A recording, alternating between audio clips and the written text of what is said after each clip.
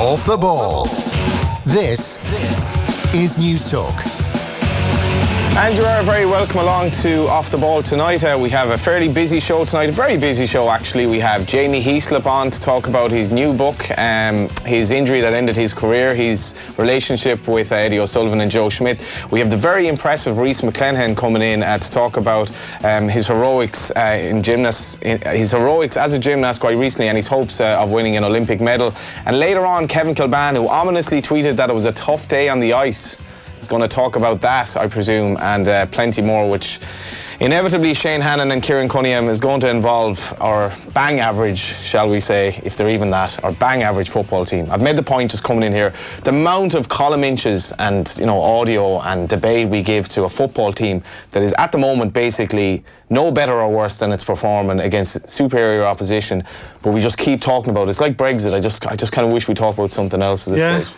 No, I know where you're coming from, but you are a peddler of doom and gloom. I'm not though. Like, it's just like he's wearing the green jersey today. Should Ennis Stevens be left back? Should he be left of centre? Should he be left full back? Should he be left wing back? Like, we're really splitting hairs here. We're just not very good. I'm quoting Mick McCarthy, Johnny. No, I agree. Yeah, I agree. That was what he said the other day. The peddlers of doom and gloom, but I find it completely dispiriting. Like, I said this the other day, and some people get very annoyed about this, but if you weren't Irish, would you watch the Ireland team? I don't think there's a chance. You're not going to watch them for entertainment.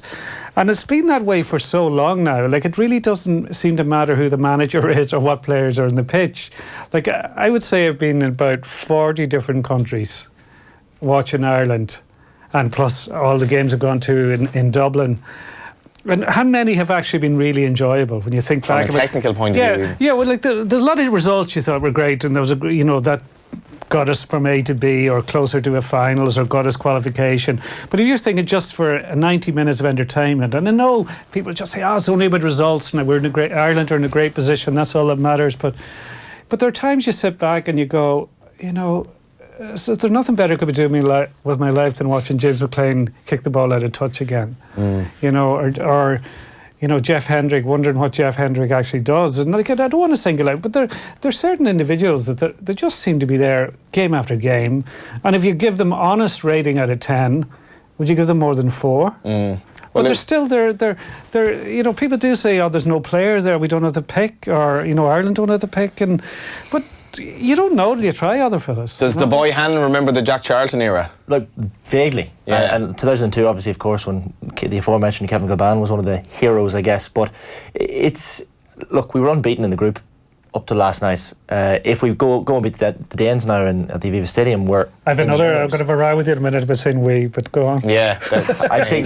He's come armed with. I think with the country it's okay. With your country, it's maybe with the club it's a bit more iffy. No, you're completely wrong. But anyway, we're kind of fans here, though, rather than allow him to rather than reputable. If he's talking about Monaghan, he can say we. Okay, fair. Okay. We want to see Ireland do well. We do, and look, if they beat Denmark, we've qualified for the Euros. Last night wasn't good, but were we expecting much else? We're not a very technically gifted team, as you said. I don't know, the expectations weren't that high going into last night. I'm not too disappointed. We lost to the Swiss, a better footballing team, but we could still qualify for the Euros by beating the Denmark. We can also still qualify via this kind of bizarre playoff route, which may actually ultimately come down to, now this is a little bit of a long shot, may come down to the truly horrific prospect of us playing Northern Ireland, the Republic playing Northern Ireland in an absolute, I don't even know what to call it, but it wouldn't be pretty in any sense. But I think we need to revise our opinion of the 90s and that era of Jack Charlton, because we celebrated the performances of the team even though we were playing horrible football. And from that day forward up until now, basically since I've been following the Irish football team, I'm not sure any of the managers really was committed to us actually playing football. Well, I think Mick McCarthy was to a fair extent the first time around, but a lot of that was because he had Roy Keane in who was probably the best midfielder in the world at the time. He had Robbie Keane and Damien Duff had come in. He had 3 different full-backs who made the Premier League team of the year in successive seasons. Extraordinary. So there was a lot of good players there. Shea Gibbon, Alan Kelly, top-class goalkeepers. Niall Quinn was very effective alongside Robbie Keane. mean? Like now you are looking at guys like James Collins and Scott Hogan, and they are nowhere, even though international football standard is pretty poor at the moment, they're not even up to that standard. The Swiss aren't poor. Yeah. No, you know, there's a handful of teams that are decent, and they really look out of their depth. Yeah, and then there's a bunch that are okay, and then there's a bunch below that, a huge bunch. And we're in the bunch, we're in the third tier. You know, but this, you know, you mentioned there about the playoff. The system now is ludicrous, absolutely ludicrous. So you go back to Euro '88, there were only 8 countries at it. Now, as far as I can gather, if you factor in the playoffs and the automatic qualifiers, I think 2/3 of the teams in Europe will still be in the hunt. 2/3. It's absurd. No, it's absurd. So you're going to have some really awful teams at the Euros next year. Like already the system where it's spread all over Europe is crazy.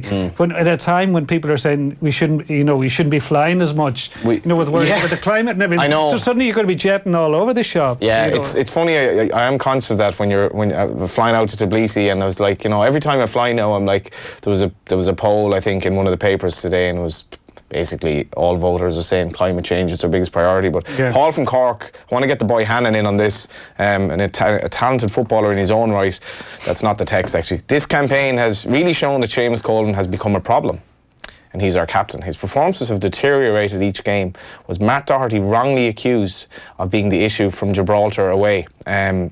I've thought Coleman was really poor in both of our last 2 games. I don't think he's been at anywhere near the level on a consistent basis as he was before the leg break for either club or country. Look, he's had some good games, but he hasn't been anywhere near as consistent. And he looks very frustrated. He does, and it was manifest last night. I think he knows he's not performing. But Shane, the debate about Doherty v Coleman was that Doherty plays wing back and he's a better wing back than Coleman.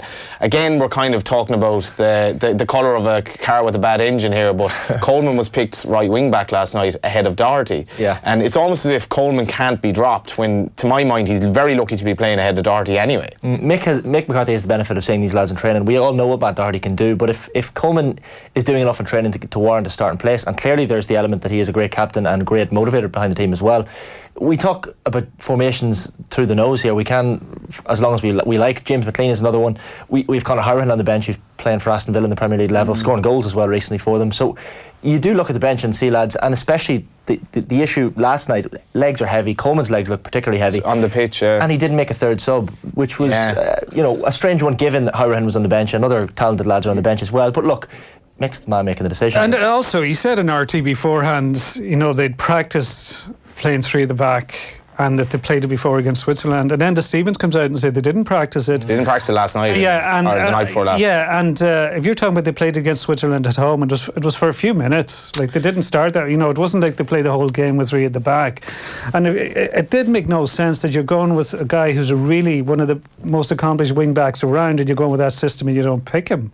And also, people forget, we talk about look at the bench, and the bench did look very light. Like, why isn't Shane Long in that squad? I know, it makes no sense. Like, to be fair, now he could definitely have been used in the last couple of games. Got a text in predictably without a name. You're a joke, Johnny. Bang the Stephen Kenny drum all year when they win. Not a peep out of you when they lose. Disgrace you are. Well, I'm actually going to talk about the 1-0 loss to Iceland briefly later on. Yeah, I just want to say on Stephen Kenny, I feel sorry for Stephen Kenny, because Stephen Kenny will come in after the Euros, and it's far, far more like people say, there are promising young players there, but there's never any guarantee with young players. But he's coming in, and it's far more difficult to qualify for World Cup than European Championship. Like, maybe lesser expectation. There are 12 or 16 European. Is it 12 European teams go? Yeah, so it's half the number. Like Ireland, 2002 is the last time. So you've got 1994, 2002. That's it.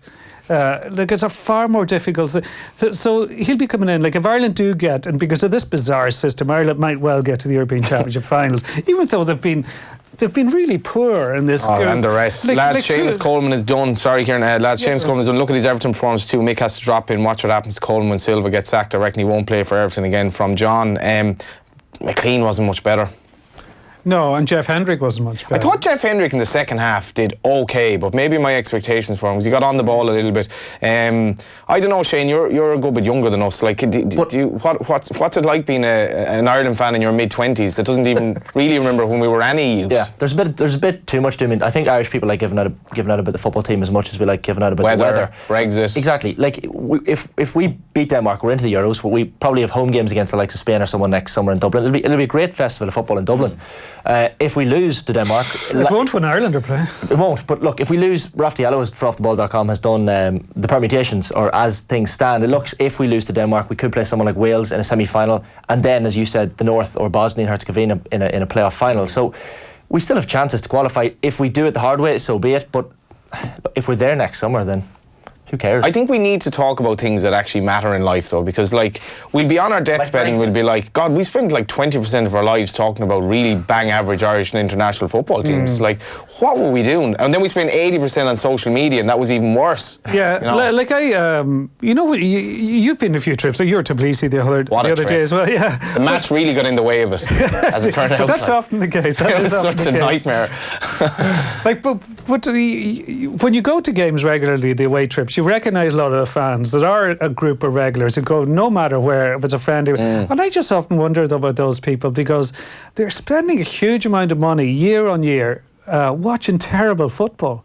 But it's not like, it's out of its sense of duty, and like, I don't like using the word patriotism anymore, because so many gobshites use it for very ugly reasons. But like, they have this love of Ireland, and the Irish team represents something very significant to them. But it's a bloody endurance test a lot of the time. It is. I just sometimes wonder, do they not sometimes think, I'll go to New York for a week instead, or go to Mallorca or something? I wonder how many of them would go if it was like, you can go on all these trips, but you must remain sober for the duration. So if you had to watch an Ireland game, like, without a few pints in you, in a foreign country, I'd say it'd be a fairly flat atmosphere, like, because it was just so grim in Tbilisi. Yeah, because I was looking at some of the tweets from the journalists over the Rugby World Cup, trying to find somewhere to watch the game, and like, it was on about 5 a.m. in Tokyo, and like Derek Foley inevitably found a sports bar that was showing it, so he was putting around a link or something. But I was just thinking, imagine staying up that late then to watch that, and you're going to think, I'm going to be knackered tomorrow, I have work to do, and I'm very drunk, and it's 5 a.m. On that point, there's a number of Irish fans, as you said, that go to pretty much every away game. But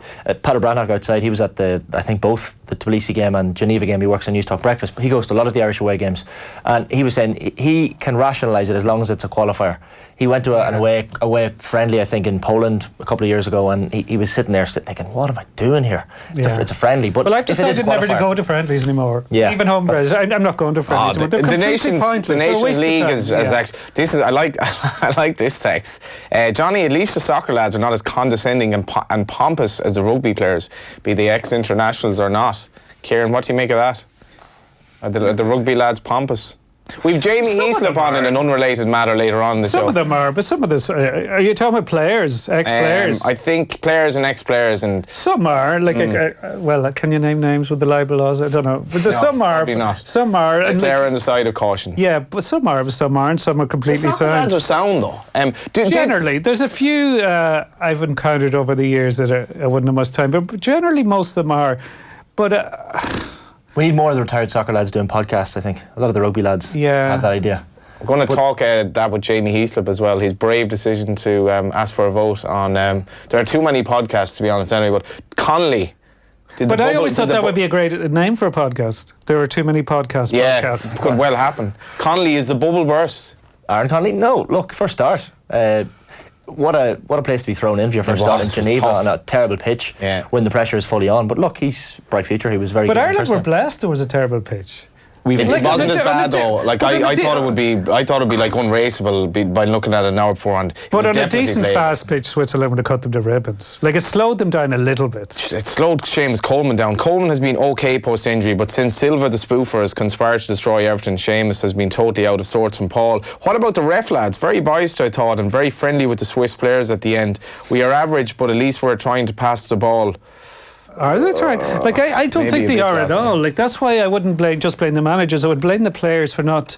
Like you even look at their body position sometimes when they get the ball, they don't want it. They don't want the ball. There's a litany of that. Will you get a bit of news, Shane? Because I'm actually getting pissed off with this. I know, it puts you in a bad form, doesn't it? But ask me about Elvis in a minute. Come on. Elvis, that's a random one. From Elvis to rugby, I think. Sean Cronin, his Rugby World Cup is over, so some bad news for Ireland and Joe Schmidt today. The 33-year-old Leinster star suffered a neck injury in Irish training in Japan. Ulster hooker Rob Herring is set to link up with the Irish squad ahead of Saturday's World Cup quarter-final against the All Blacks. Herring has won 8 caps for Ireland and was part of Joe Schmidt's training squad ahead of the tournament. Joe Schmidt will name his starting team tomorrow. Meanwhile, former All Black scrum half Justin Marshall sat down with Owen Sheehan in Tokyo. The 81 times capped international has said Ireland are misusing Conor Murray at this World Cup. One of the last things I just wanted to ask you about, Justin, was about Conor Murray's performances so far this calendar year. Obviously ends 2018 as arguably the best scrum half in the world. This year hasn't gone amazingly for him, but I do wonder if he was so central to Ireland's tactical plan in terms of box kicking that as soon as you figure out Ireland tactically, suddenly Conor Murray's performance dips. I'm not sure what you've made of his graph this year. Well, he's a high quality player and he is world class, and on his day he's capable of causing lots of teams big headaches because he's intelligent. I think what has happened with Ireland is, yes, they've become predictable and they haven't evolved their kicking game, and because of that, I think Conor Murray got given the mantle of being the best scrum half in the world, but a lot of the plaudits that were coming his way were about the way that he controlled the kicking game. Sure. So then teams analyse it and go, okay, what are his idiosyncrasies when he gets set to kick? Where does he normally kick? What areas does he want to put it in? And so the back three adjust, wingers adjust, they get used to it, and they know what they know and expect what's coming. What I do think is what he's done then is not being able to have the rest of his game in sync. Do you remember The Simpsons when Homer fought Drederick Tatum? Oh yeah, and he just stood there and took punches. Took punches, and the announcer was all the pomp and ceremony beforehand. He's like, due to popular demand, we will now forego the national anthem. So due to popular demand, we've decided here we're actually going to take out the reference to the football in this various news round. So we're going to move on. My next story was Switzerland to Republic of Ireland. We know that. Let's get on. We're not going to talk about that. We're not going to talk about that. We'll leave that page over there. Man United. Manchester United injury blows. Yeah, massive. A double blow for them ahead of Sunday's Premier League clash against Liverpool. Both David De Gea and Paul Pogba have been ruled out of that game at Old Trafford on Sunday through injury. Spanish keeper De Gea limped off the pitch in the second half of Spain's 1-1 draw with Sweden in Euro 2020 qualifying last night. He suffered the thigh injury when he was clearing a ball, immediately clutching his leg. United manager Ole Gunnar Solskjaer says Pogba is still struggling with a foot problem. Played a couple of games, maybe played through the pain barrier, and we had a scan after the Arsenal game and he needed a few weeks rest in a boot, so hopefully he won't be too long, but he won't make this game, no. Shout out to Tim Clancy, the Drogheda manager, who's just texted to say we're ruining his night by having to listen. Of course, the Drogs facing Cabinteely. Tim is not a manager under pressure ahead of the playoffs. Solskjaer, do you have any sympathy for him? He seems a decent man. Kieran? No sympathy for him. Like he took the job. He knew what was ahead of him. He's very well paid for it. So I think he's just out of his depth. Should you have sympathy for somebody who took a job in those circumstances? No. And like all this, I think people are too quick to say it's all Woodward's fault. You know this. They just needs another 200 million spent, even though they spent $1 billion already. Like how much? Eventually, you have to. If they're the top, do it. If they're like Man United's best two players or thereabouts, anyway, Liverpool have some good news. Yeah, they do have a double fitness boost ahead of that game on Sunday. Johnny Alisson Becker and Joel Matip returning to training for them. Alisson has been sidelined since injuring his calf muscle in the win over Norwich on the opening weekend of the Premier League season. Matip suffered an injury setback in the 1-0 win over Sheffield United and missed the subsequent home matches against Salzburg and Leicester. So bad news on the injury front for United and good news for Liverpool ahead of Sunday. Like, I'm sure you saw this in Tbilisi, but Ireland produces a lot of crackpots and eccentrics. Well, I was there. Yeah, you were there, obviously. Like, I've heard a few stories. I don't want to, probably not for air, but I had to go down to Greystones today with my son. Is this the Elvis story? Yeah. Okay, here we go. I couldn't get over this, but you see, my son had an appointment on Greystones, so I got the dart across, but I came out of the train with him, and there was a guy sitting at the train station wearing full Elvis suit. He's in his 60s, hair dyed jet black, and big sideburns and the sunglasses, and sitting there smoking, and like this morning. No, this afternoon. Right. So I thought, right, I can't let this go. I have to say something. So I just said, how are you, Elvis? Column in this. Yeah. So I said, how are you, Elvis? He goes, rocking, kid, rocking. And I just think, when I walked out, I was thinking, I should have gone back and said, what's the story with this guy? But actually, did you ever hear, there's a great Eddie Murphy routine about Elvis. About when Elvis went to Hollywood, they figured, they learned very quickly that he couldn't act. So one director had a brainwave, and he said, maybe sing the words. So they say, hey Elvis, we got to win this race. We got to win this race. That's not bad, Kieran. That was decent. That's the best. I'll give you another one. Hold on. We do have Eddie Murphy one. Okay, very quickly. Hey Elvis, do you want a drink? Lemonade. That killed a refreshing drink. That's the best Donegal. The boy Phil Egan had half an hour on OTBAM yesterday to give me one Mick McCarthy, and he wouldn't. And he's a repertoire. Just to plug our commentary, we've Kilban and Murphy, the deadly duo at Anfield for the Man United Liverpool, the Liverpool victory over Man United as it's increasingly looking. Any more news? Couple of bits on there, the boy Hannon. Indeed, Bulgarian police, Johnny, have identified 50 fans they suspect are responsible for subjecting England players to racist abuse and arrested 6 of them. The 9 not arrested are under police investigation, with 3 wanted. Bulgaria's coach, Krasimir Balakov, says he'll be forced to take legal action if hateful language towards him on social media doesn't stop. It comes after he claimed he didn't hear the racial abuse England's players were subjected to in Monday's Euro 2020 qualifier. In a statement, Balakov added he condemns all racism, but said he felt it was a small minority inside the stadium. So plenty of controversy on that one. Hristo Stoichkov, the Bulgarian legend, was on Bulgarian TV, kind of very emotional, talking about it today and saying stadium bans and stuff need to be brought in, but it's kind of a blight on his country. He feels very downbeaten after what happened on Monday their night. Football team's a blight in the country as well. Yeah, well, we could talk about that as well. Patrick Hoban. They're guaranteed more or less a playoff as well. Yeah. That shows you. Ludicrous. They're awful. Patrick Hoban, the will he, won't he? You're going with Hoban over Hoban. It probably should be Hoban. I don't know. Anyway. I'll go with Hoban. Patrick Hoban has committed his future to Dundalk. The striker signed a new 2-year deal with the League of Ireland champions, which will see him stay at Oriel Park until the end of the 2021 campaign. He has scored 93 goals in 165 games for the Lily Whites, hitting the net a club record 76 times in the league. So that's a great re-signing for Dundalk. Meanwhile, jockey Jack Kennedy is set to be out injured for around 6 weeks after breaking his collarbone. The injury occurred in a fall from swordsman in a novice chase at Punchestown this evening. Kennedy was unshipped from the Gordon Elliott trained gelding at the 4th fence in the Grade 3 contest, which was won by Jan Matt. He was stood down for the day, and further examination revealed the extent of the damage. I just like to give Jack the best wishes, because he's had a very, very injury-peppered run. He's a brilliant prospect, and hopefully things will improve for him, because he certainly deserves it, one of the gents of the game. I just want to mention as well, every night this week we're giving you the chance to win dinner for 2 at the award-winning Brasserie at the luxurious 5-star Marco Hotel. It's located directly beside the Bord Gáis Energy Theatre, and the perfect location for pre-theatre dining or parties for the festive season. Oh God, already. To begin with a chance of winning, just answer this question. Name the typhoon that hit Japan over the weekend. Text your name and answer to 53106 for 30 cents. We'll contact the winner after the show. Tim Clancy, get your text in there. Bring Seaneen to the Marco Hotel, or at least potentially, and give some cheer to your lovely wife from Belfast. It's all thanks to the Brasserie at the Marco Hotel, where you can enjoy their menu. A unique twist on the traditional. Any more news? I'll give you 1 or 2 more stories. So Brooks Koepka has dismissed suggestions that he has a rivalry with Rory McIlroy, pointing out that the Ulsterman hasn't won a major in the last 5 years. The world number 1 says he doesn't view McIlroy as a rival. He said, I've been out here for 5 years. Rory hasn't won a major since I've been on the PGA Tour, so I just don't view it as a rivalry. I'm not looking at anybody behind me. I'm number 1 in the world. I've got open road in front of me. I'm not looking in the rearview mirror, so I don't see it as a rivalry. Koepka, of course, collected his 4th major when he landed the PGA in May, while McIlroy won the FedEx Cup this season. We have a question for the lads after these texts, inevitably about Ireland. Lads, on the difference in McLean and Hendrick. McLean plays to his level. Hendrick plays well for about half a game per year, like last night. He has ability but doesn't apply himself. Owen from Dublin couldn't really disagree at all with that. Hi, the shame is none of our teams, soccer or rugby, show any flair. It's soccer and rugby by numbers. Invest in flair.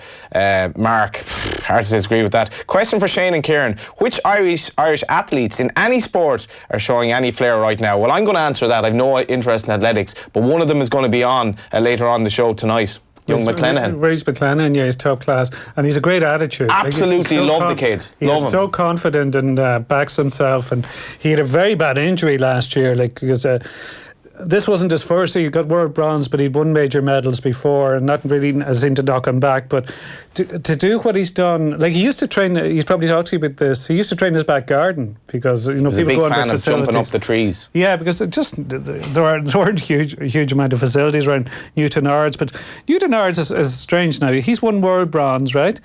Martin Irvine, cyclist, when there's won world gold. And Eddie Irvine effectively won world silver because he was second in the Formula One World Championship. So the three, I don't know what the population, 20, 25,000. Yeah. We don't have Ger Gilroy coming up, but we do have coming up later on, and I have to plug this, the best Ger Gilroy impression I've ever heard. He'll be talking to Matt Williams, who gets very, very pally with Ger Gilroy. Shane, I'm not overselling this. No, I've heard. I didn't. I thought impersonating Ger was quite a tough thing to do, possibly. But probably sackable. Richard has done quite a stellar job. Richard is an absolute national treasure. Genius, yeah. The stuff he's come up with just for off the ball over the last couple of weeks. Joe Schmidt is arguably one of the best I've ever heard him do, and that's a big accolade. Some of his, both his Eddie impression and his Eddie-isms, like. I can't remember something you can't do with a spanner. What was that? I can't remember offhand. You can't eat beans with a spanner. Can't eat beans with a spanner. That was perfect. Fair point. You can't grate cheese with a rope.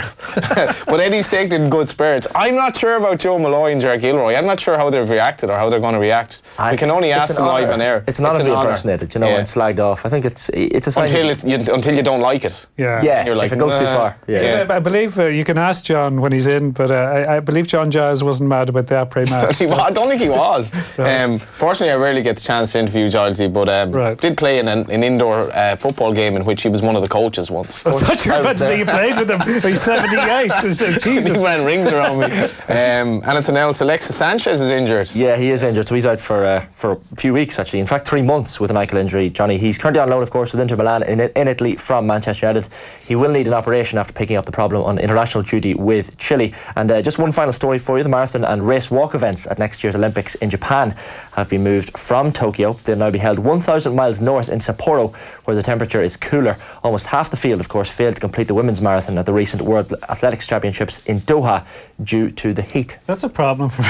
I'm going to the Olympics, and Brendan Boyce might have a shot at a medal in the walk.